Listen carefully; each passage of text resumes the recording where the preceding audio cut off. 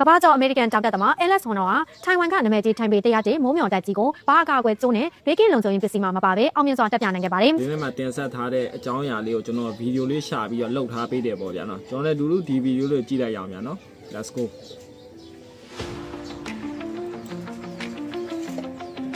အမြင့်ပဲနော်လုံးဝအမြင့်နေပဲ။အဲ့ကြ။ Okay. See up there? Go ahead.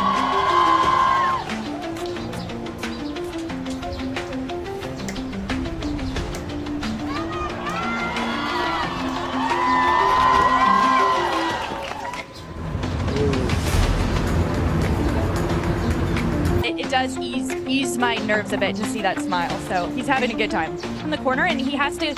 get on top of it. And so he has to lean out, rely on his arms, throw his leg up. Just put your other hand on the thing. Why is it's just one arm and it? He's shaking his hands. He's resting a little bit. He's putting chalk on his hands. That's going to absorb the sweat. He's just going climbing. That's just going climbing. လုံးဝချီချောကြားလိုက်လို့တော့နော်လုံးဝပွဲချင်းပြီးရတာနော်တော်တော်ကြီးအန်နေများတယ်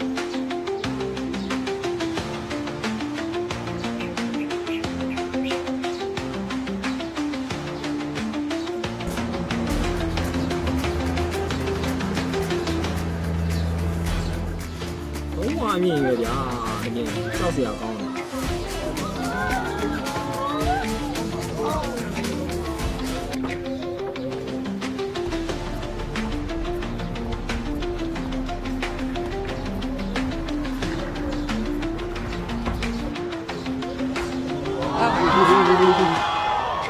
ခြေပြားလက်ပြားရင်တော့အေးလာပြီ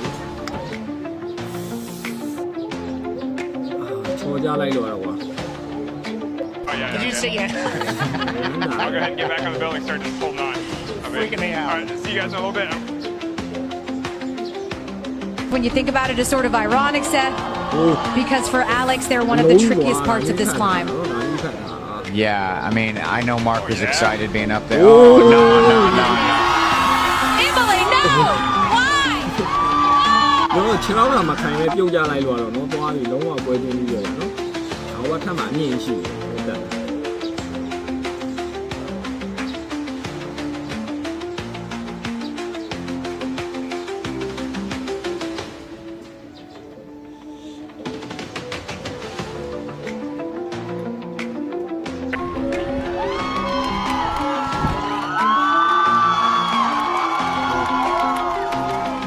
ထိတ်ဆုံးလို့ရောက်သွားပြီထိတ်ဆုံးလို့ရောက်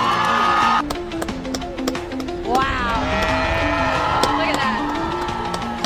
He's done it. လုံးဝမိုက်တယ်လုံးဝမိုက်တယ် Alex Honnold has made history again.